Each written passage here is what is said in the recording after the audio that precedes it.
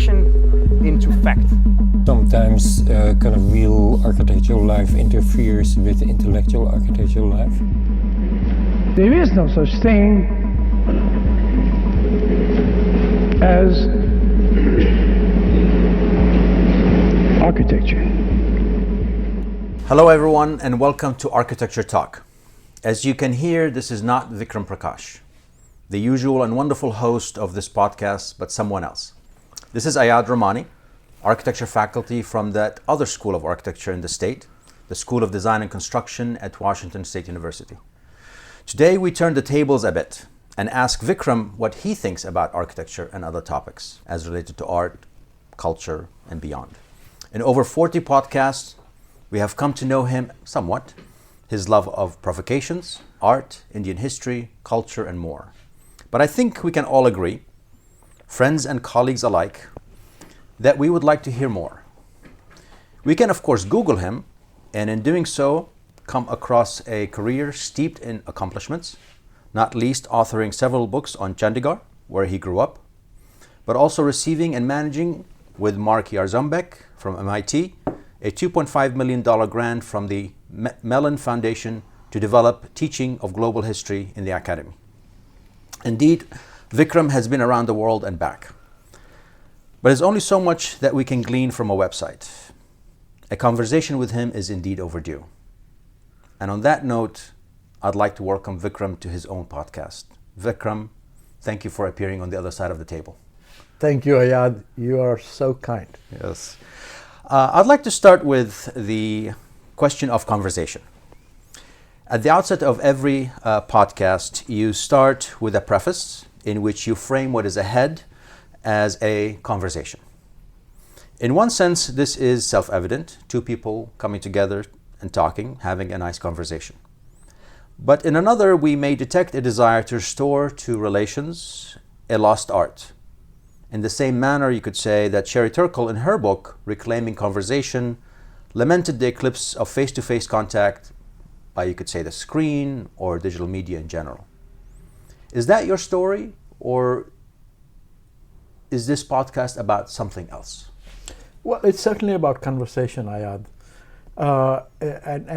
But as you know, I don't record all my conversations face-to-face. A lot of them are actually done on the internet. I, in fact, say the majority are done over the internet. And I also note that sort of my inspiration point, Terry Gross also does most of the interviews over the internet. Right. Having said that, however, this is very much dedicated to the art of the conversation, where it is not, short sound bites or information selling, as in short media forms. Right. This is very much dedicated to the long form journalism, if you like, Right. where it is an extended conversation that we are engaged in.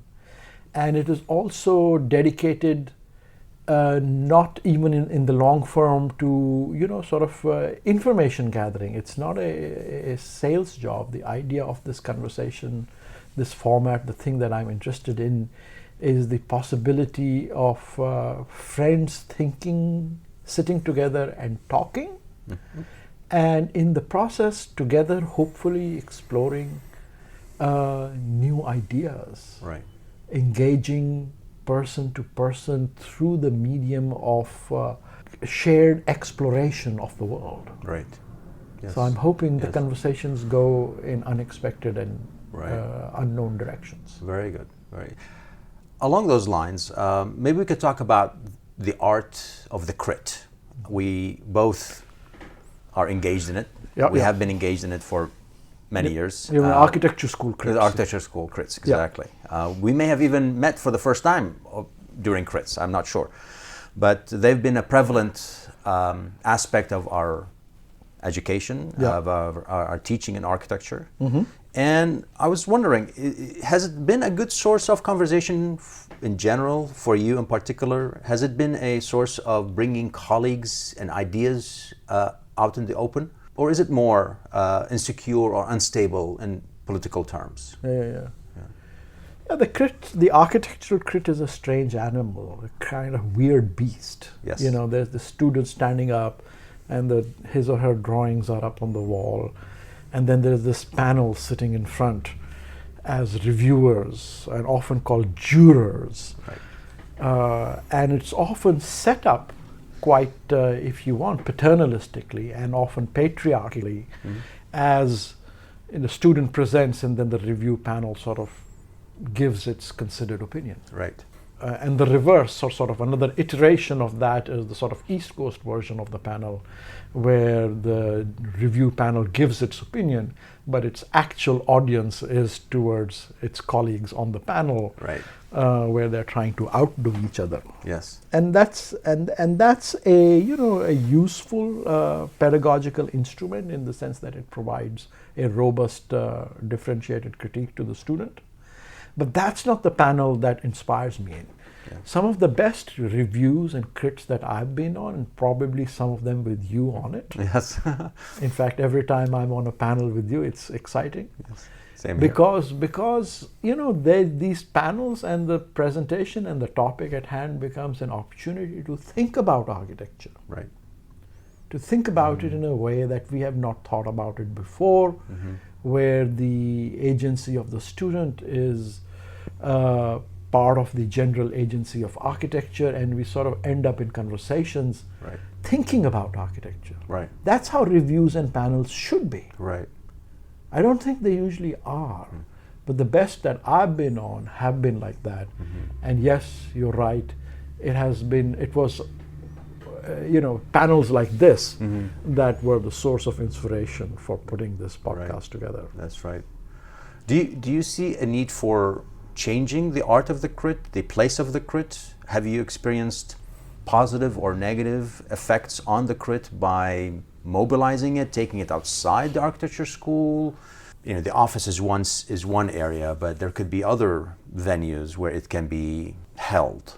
Have you seen change or a role in the art of displacement of the crit on the crit? Not so much. No. I mean, I know some faculty do, and I try and hold crits more in the form of conversations. We have had crits where everybody sits around a table. Oh. And we talk about things and have the collective work displayed all around. Right. And it's always great to take the crit out and sort of bring in people from other disciplines. Right. But this great fine art of the crit, as a sort of a conversation space, is not as strong as it could be in architecture. Right. And it hasn't been, I do not think, been effectively adopted, I don't know, in the practicing community, but certainly not in the rest of the academy as well. Right. And I think it has great potential as a site of conversation from amongst the disciplines, Right. which is in some ways vastly more interesting than a conference Right. or a traditional seminar in the humanities. Yes. Yes. Yes. So it should. I think it should proliferate. Right. Transform, proliferate. Yes. Very Yes. good. Yes. Yes. Yes. Okay, let's change the subject a little bit. In the last few years, you have been exploring a new intersection between architecture and the arts, namely with fashion. Do you see in fashion an attempt to release in architecture a hidden potential? Or is there a different take on that for you? I have surprised myself and probably other people by my interest in fashion. And as you know, the interest in fashion really is an interest in Alexander McQueen. Right. As I've articulated many times on this podcast. But I think Alexander McQueen, shook up my settled epistemic worldview, because he offered a radical way of thinking of the location of the human body in the world, which he articulated via clothing, Right. where clothing has to be understood as an articulation of the human body in the world, Right. of a kind that is, I don't think, still accessible in architecture as a discipline, certainly not as a profession. Right.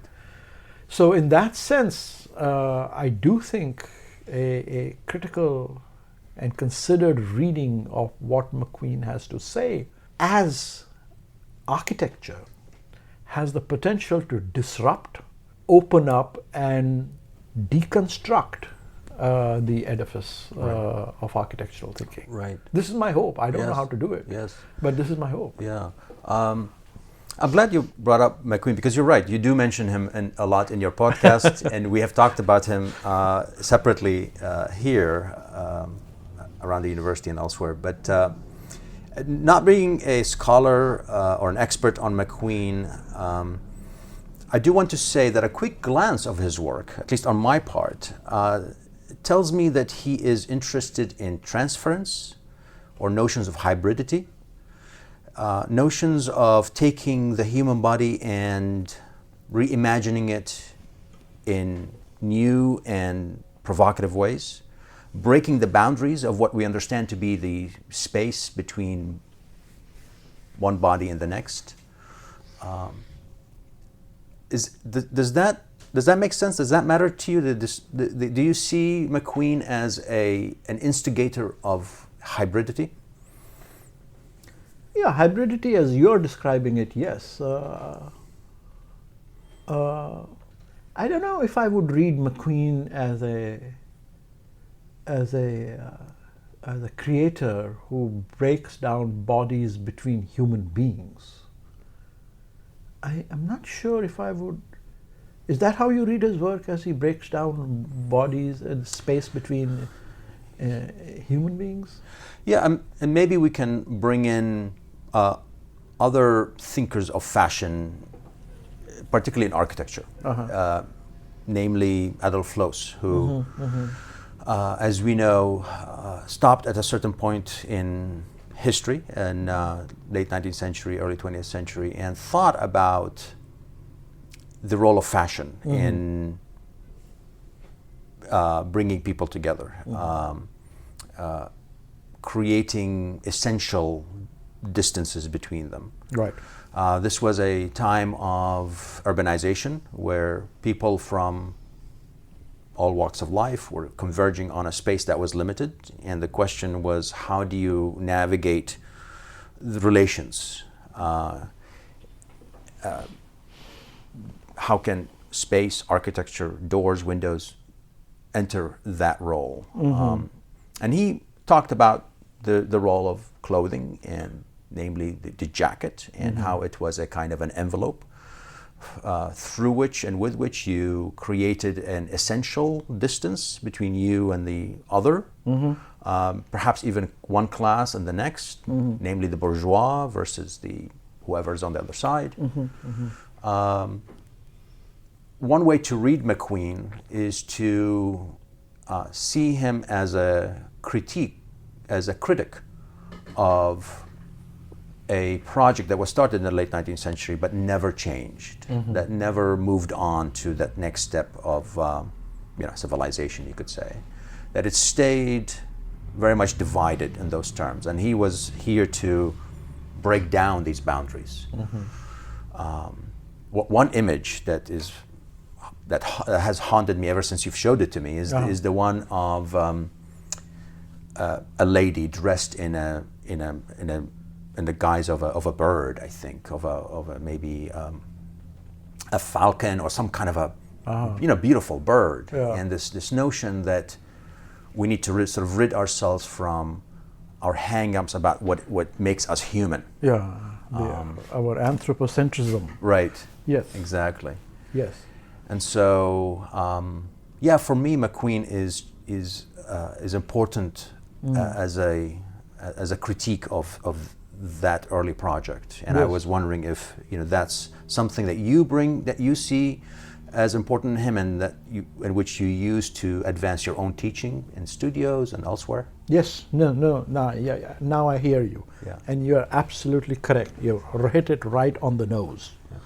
I mean, I do think, while I'm a dyed-in-the-wool modernist, raised modernist, I was raised modernist. And in many ways, I will still defend the modernist project against a lot of other projects. Of course. But the modernist project was certainly about producing a normative of a enlightenment body, enlightenment subjectivity, which was supposed to be based on notions of the natural body, Right. which, as articulated, became, of course, a particular kind of a body. As, for instance, if we follow the track of Los that you have laid down so nicely, became the male body, became the male Western body, Right. became the male Western, let's say, presumed athletic body, Yes. which was then habilitated or held within and represented out in the world via the tailored suit of the dandy, Right. which Lewis set up as an explicit critique of non-such representations of the body. In particular, he was critical, as we know, of female fashion, and of course of non-fashion or aboriginal or primitives, barbaric fashion of the tattoos and so on and so forth. Exactly. Right? Exactly. So in that sense, this sort of normative construction of the body and its extension out into architecture as that continuation Right. through his own architecture Yeah. and so on Right. is a normatization which functioned by exclusion and othering other forms, Right. in particular other cultures, other genders and gender performances, Right. which it verified in the name of getting rid of primitivism, history, the baggage of history, of which Marx was a part. You know, Right. he wanted to also get rid of the baggage of history. Exactly. And the notions of non-natural representations Right. of the body. Yes. So all this, of course, started to come to nothing sometime after the end of World War II. Right. But certainly started to come to nothing, starting with the 70s and 80s, the sort of postmodern critiques of the modernist project, Right. which took many forms Yeah. in literature and philosophy, Right. through post-structuralism, etc. And in fashion and in a lot of performance art, through the emergence of punk in the West, I'm talking in the West, Yes. through the punk aesthetic and the punk politics Right. of the 70s and 80s, particularly England, Yeah. English culture. And Alexander McQueen, by affiliation, unquestionably identified himself with the punk cultures Right. of the 70s and the 80s, which sought to rebel against and get rid of the straitjacket Right. of the modernist. Literally, almost. Literally, Yeah. literally. Exactly. The straitjacket Exactly. of the dandy modernist era. Absolutely. And it's The double-breasted, double hang brush. up. Yeah. Yeah. Very interesting. But in search of a more radical expression. Now, unfortunately, in architecture, this critique turned towards a neoconservatism of various kinds. But in fashion, and as we see in the work of people like McQueen, it turned in a more sort of carnivalesque, radical testing of the boundaries format, Right. which sought to say, well, even if we give up on theology, there is nothing that centers the human body or the human experience or the human being Right. at the center of anything. Right. Yes. So you can read the punk and then McQueen's expression to convert, try and bridge, to hybridize your term, to Right. sort of transform the human body through its remaking as a bird, or as a antelope, or as a deer, or as a chimerical figure. As a questioning of the centrality of the anthropocentric project. Right. Right. And this is a fantastic critique, which is also certainly in circulation in critical theory, in the Yes. humanities and philosophy. Yeah. which still has to, which is starting to slowly find its way into architecture, but we still don't have it. Interesting. I'm really fascinated by your mention of the carnivalesque, and maybe we can return to that. But to lighten things up a little bit, I want to ask you about your own sense of fashion, your own use and consumption of fashion. I have noticed, and I could be wrong, but I have noticed that you seem to have a bias for the jacket over, let's say, the pants, or other forms of clothing around the body. And I was wondering if that was intentional, if you're aware of that. I have my own analysis, but I wanted to hear yours first. I don't know. Yours might be better. It's been fascinating watching you over the years, in your sort of choice of jackets, and I think they're distinctly Nehruvian. Yes. In style, I guess, in quality, and of course with that comes you could say a critique of politics, of history, of, I don't know, colonialism. What people may not see by, say, looking at a picture of you on the website is that you tend to mix the Nehruvian jacket with jeans, with a Western, item of clothing. Right. You seem unabashed about that. You're unworried or unconcerned about that kind of hybrid. In fact, I think in the picture on the website, you do indeed mix the bow tie with the Nehruvian jacket, which is really interesting. And I just wanted to take your interest in that. I think you've got me there. I am. On the one hand, I mean, I am very happy to be identified with the Nehruvian jacket, because it is said to be, at least in America, the Nehruvian jacket, and I'm a proud Nehruvianist. Right. Having been raised in the Nehruvian era. Right. Not, I'm a sort of affiliate of the Nehruvian era. No questions about it. But of course, the Nehruvian jacket is called the Nehruvian jacket because Nehru wore it when he came to the United States, early 60s, to meet JFK. That's right. And his jacket became popular. In India, it's not called a Nehru jacket. Oh. In India, it's called the Band Gala, or the closed neck. Oh. And it is identified as an Islamic dress. It's a sort of a Islamic Indian South Asian uniform. Interesting. So Nehru wore it because, as a sort of a Brahmin Hindu, I see. He wanted to make sure he also identified secularly as a Islamic sympathizer. But sort of he wanted the secular image to be predominant. And he also wore the achkan. Those are a different kind of Nehruvian jacket.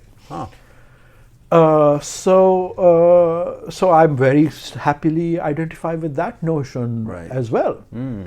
But I also like it here in the West to sort of further complicate it by wearing it with jeans and white shirt and yes, a bow tie. A bow tie.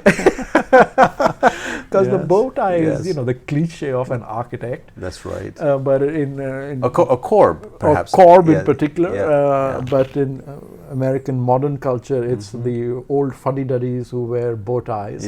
So I like to wear a bow tie with a Nehruvian jacket and jeans. Because it produces this sense of eternal displacement and kind of global cosmopolitanism and a collagistic identity, which is how I think of myself, how I'd like to project myself, and which is a kind of a politics and a situational politics that I can affiliate with and promote. Right. Any critical feedback from the Indian culture as to the way you dress, or do they welcome it in all sorts of shapes and forms? I don't know how, but I haven't lived in India now for a while, for 30 years or so. I don't even know if I count myself, as I'm certainly not connected with contemporary Indian culture. I think they see me as a weird weirdo. Interesting. Old fuddy-duddy or American, basically. Yeah. India has never provided me feedback. And maybe I just don't know how to listen. Yes. You don't know how to listen? Maybe I don't know how to listen Oh. to the Indian feedback. But more and more I feel far away from India. Maybe they subtly and in a very quiet way see you as an ambassador to Indian history, Indian culture, a particular moment in Indian history, a cross between, let's say, pre-World War II, post-World War II, and the modernization of at least a segment of Indian culture. Yeah, no, I recognize that in the West anyway, I am recognized, whether or not it's true, to be a certain extent an ambassador of a certain India. Right. Native informant, if you like. And that's an inevitable role. And to a certain extent, I accept that inevitability and play it. And I have played it. This is how I got this job, and to teach global, non-Western I see. cultural theory and history in Seattle. To a certain extent, I accept that emplacement in situated cultural history. Sure. That's my emplacement in that narrative, and it doesn't, and it doesn't really matter whether I accept it or not. I am emplaced in that position anyway. Right. So in accepting it, I am happy to play that, and conversely, that also applies from an Indian perspective. I can be seen as that ambassador, like other NRIs, non-resident Indians. Right.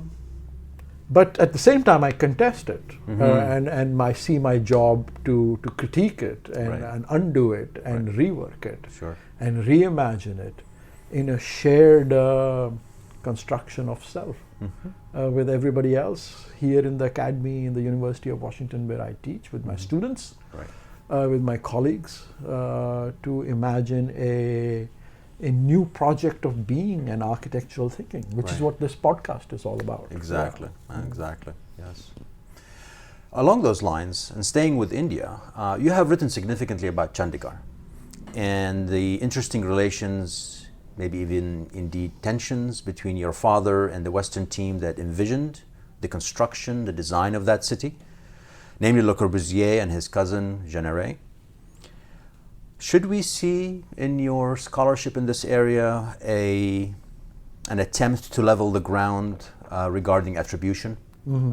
Is this a project about letting it be known who really constructed Chandigarh, or what really went into the making of that city? I mean, when we hear about Chandigarh, we almost never hear anything beside Corb, or Corb seems to triumph over any other name in that project. Is your scholarship in this area an attempt to say there's more to the game or the scheme than meets the eye? Right. There are other names that need to be recognized. Yeah, I mean, to a certain extent, certainly the project is about expanding attribution and sharing credit and giving proper and more diversified credit as it's due. But I think the project, the Chandigarh work that I have done, comes out of an attempt to graph, to understand, to know, and theorize my own autobiography and biography. Having grown up in Chandigarh as my hometown, Right. place where I played cricket and hung out with my friends. But it's also the place we were always aware of as both a Corbusian construction with his affiliates, Jeanneret, Friedrich, etc., and also a Nehruvian nation-state construction. Right. But then I also knew it as the place which my father helped build, which my mother married into, and which all of us grew up into. So in that sense, it was a multi-nucleated site. And I wanted to articulate Chandigarh as a multi-nucleated site, like any other place, like any other site of identity and growing up. Certainly, like your own history and where you grew up, with the extremely complex multi-nucleation of your biography in Iraq, in Kuwait, in London, and so on and so forth. Exactly. Yes. So I wanted to articulate that Chandigarh Yes. and to recognize architecture's emplacement within that multi-nucleated social history, Right. social and political history. Yeah. Yeah. I would describe that as my project. Yeah. Very good. Staying with that, in the last chapter of your forthcoming book Yeah. about your father's involvement with Chandigarh, you talk about something which I found to be really interesting, and that is the notion of translation as corruption or translation and corruption. That translation is a form of corruption, and that in translating Le Corbusier's plans and proportions to fit an Indian modular system, your father corrupted, perhaps intentionally so, a Western template of design and construction.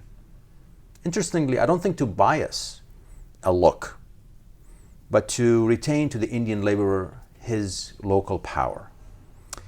Now, if I read correctly in your book, you said your father didn't read Marx or didn't offer opinions through the lens of Marx. But this seems to me a pretty strong Marxist approach to the notion of colonialism, to the notion of colonial subjugation, intervention. How do you take a Western ideal but appropriate it locally in such a way that keeps the laborer intact, busy, happy? What do you think? So I presume you're referring to the fact that one of the things my father, helped author was the quote unquote corruption of Le Corbusier's abstract, idealized modular. Yes. And it's sort of reimagining to fit the Indian brick dimension, which Right. works only in multiples of 3 inches. Right. Yes. Which I found really so amazing that we're so trained to look at as historians and theoreticians, we're trained to think at pictures from a distance. This one really zeroes in on half inches. Half inches, yes, by half-inch increments. Right. Exactly. And I asked the question what that means. Yeah.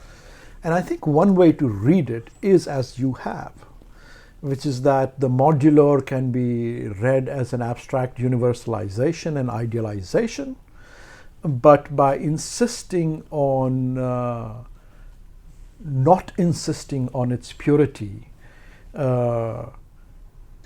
and transforming it to conform to the Indian brick dimension, it localizes the modular or places the local at the heart of its production. And in doing so also empowers the labor force that produces the actual buildings, because it makes it possible for them to work through full brick dimensions. Right. So in that sense, it's an empowerment of that. Right. But my sort of critique of that is that in form, this is the same argument as the sort of localization of the modern argument, which is that it ends up reinforcing the centrality of modernist thinking, whereas modernism is a abstracted universal ideal which is to be particularized and localized and regionalized wherever it goes. Right. And in fact, its strength is articulated as this ability to be localized wherever it goes. Right.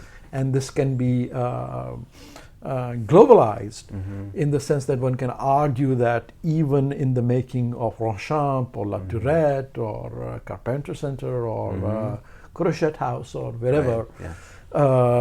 there is always a localization involved, and that all histories are therefore in that sense local. Right.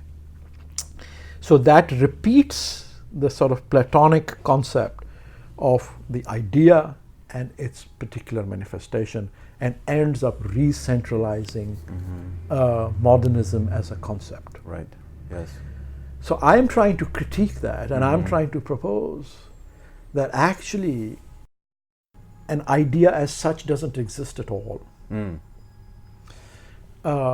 That it is only in particularizations, wherever it is, in Courgette, Carpenter, Ronchamp, Chandigarh, wherever it is, the modular functions, that it comes into being. Right. And that indeed it is in the material production of thinking that architectural thinking manifests itself, not as a consequence or output of an idea, but as an idea in praxis. Right. Yes.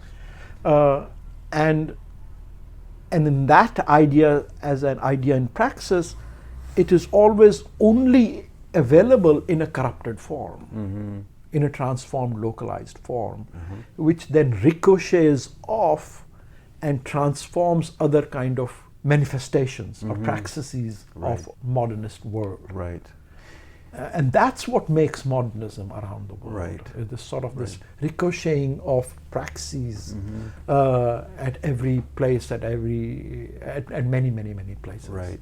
And this sort of differentiated discourse is what is modernism.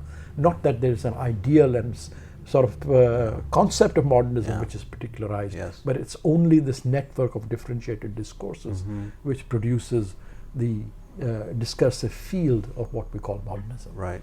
Now, put this into perspective with this other discussion on critical regionalism, which was supposed to sort of harmonize the modernist project with notions of periphery and the center and the periphery. Is the comment you just made, your wonderful narrative just now, is that a critique of critical regionalism itself? Yeah, absolutely. Yes. So I would describe the project of that there is a critical universality or sort of a conceptual idea which is then regionalized as exactly the kind of Platonic formation which was produced, as a critique of universal modernism. Right. As a kind of a reinstatement of a different kind of universalism. Exactly. Yeah. Whereas what I'm trying to articulate, what I describe in the book, in the last chapter of the book as diffractive modernism, is a critique of the kind of thinking that empowers critical regionalism. And instead tries to suggest through this notion of global modernism or global cosmopolitanism, or transnational modernism, which I call diffractive modernism, as a dispersed network effect in which there is no identifiable, localizable center, like in critical regionalism. Right. Very interesting. Maybe as a final question, we can bring this discussion back to Seattle. You've been here for many years now. 22 years. 22. That's a long time. And that's your place of residence. That is where you have raised your kids. You have wonderful colleagues. You have a great job here, and so on and so forth. A good part of your project, though, has to do with globalism or advancing lessons in global culture, global architecture. How do you relate the two? How do you relate your interest and passion for global cultures with your own placement here in Seattle? Over the 22 years, I'm sure you've cultivated many relations, connections, views of the city. How does that binary work for you, or does it? Does Seattle enter into your thinking about your own work and about indeed advancing the global project? Maybe you see in Seattle, through whether it's Amazon or Microsoft, a global project in its own right. But maybe the narrative is very different than I'm placing it. Yeah, I mean, my colleague Mark Jarzombek and I are part of this global architectural history collaborative that we are forming. And the global as a term is sort of very difficultly placed in that articulation. Because I think, in a certain sense, my identity and location in Seattle was always as the global representative, which is to say, I was expected to teach the not local, Right. or the Indian, or the non-Western, or whatever, the post-colonial, to diversify the very liberally minded curriculums of the local sensibility. Right. So in that sense, that was always my position, and I played that role for a long time. But the global as a term that Mark and I are using, along with other people, is not intended to be the place of the other, or global as in sense of global extant and global domination, but the global as the idea of the critique of nationalist, regional, or local thinking, where identity is constructed around the intersection of a presumed specificity of place. To say that identity and affiliation is always constructed through a differentiated network of affiliations, which can be multifarious, as we articulated a little earlier in Right. this, and that's what the global means.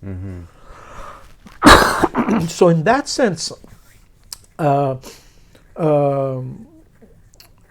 have been thinking about what does it mean now that I have lived 22 years in Seattle.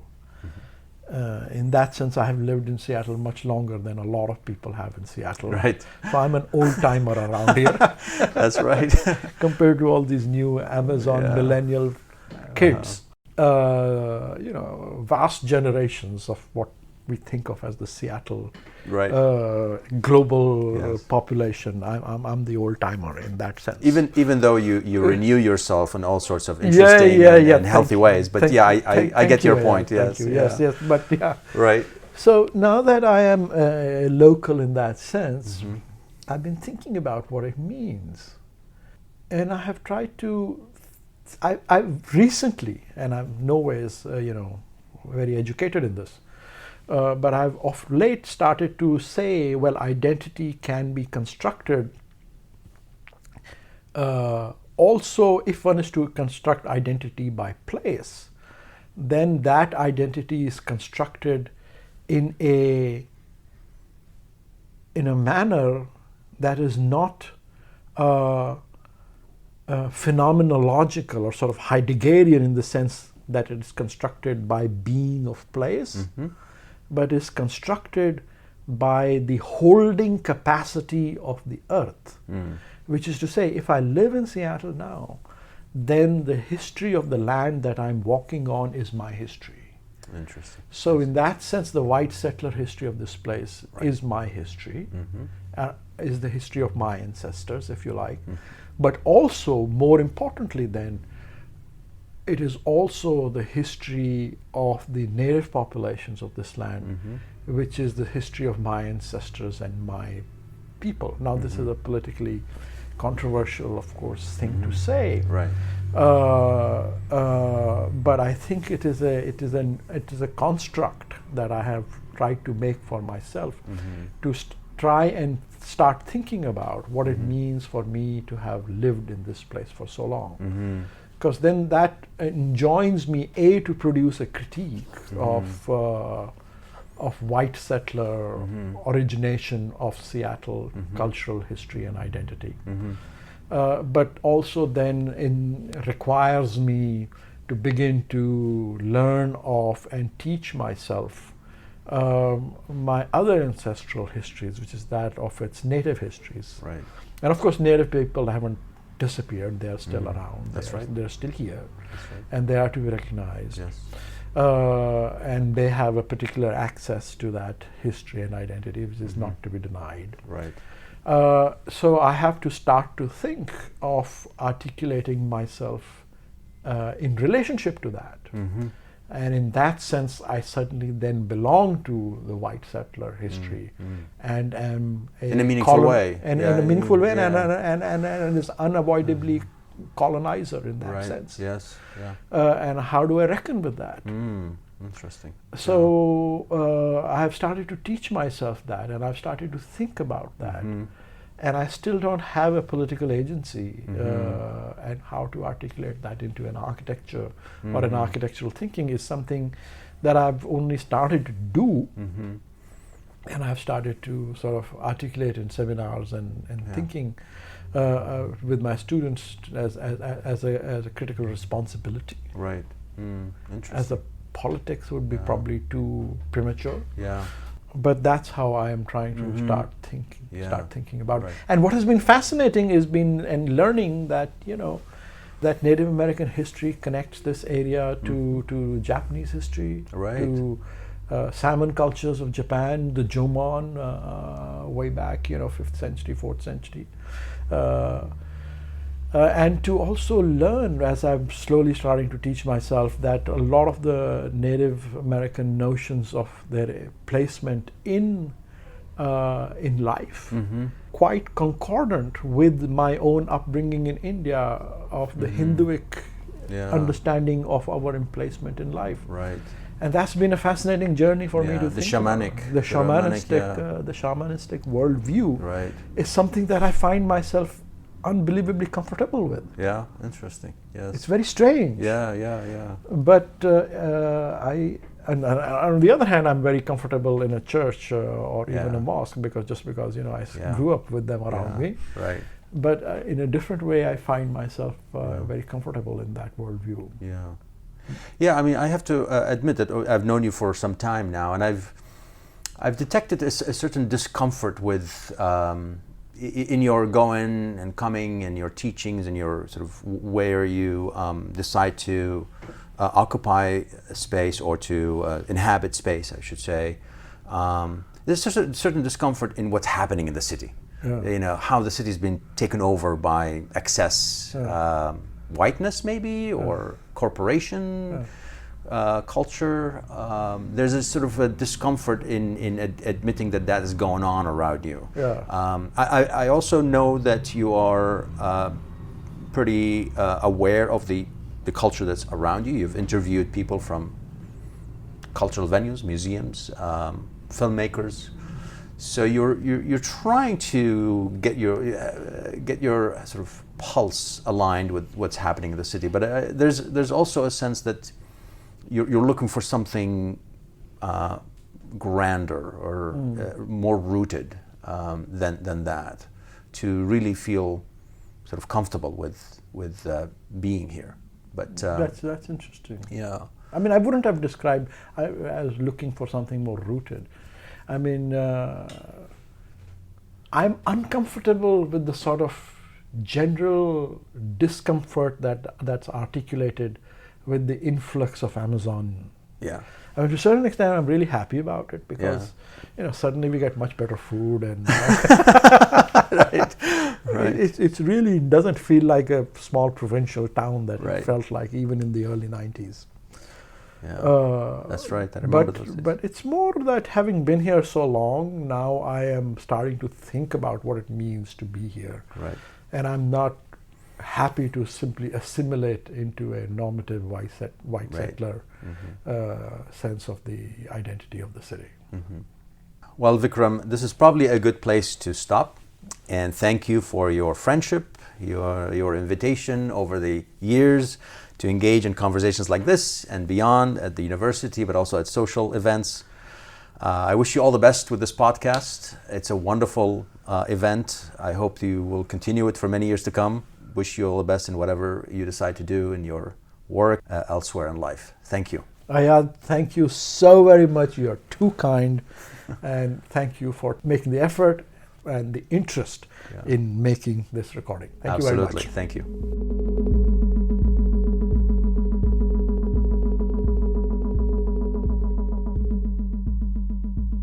Thank you for listening to Architecture Talk. This is Vikram Prakash, your host, and our producer is the one and only Sammy Prouty, a graduate student of architecture here at the University of Washington in Seattle. I hope you all enjoyed our conversation, and if you did, please do take a moment to subscribe and to rate us on iTunes. See you next time. Take care. Goodbye.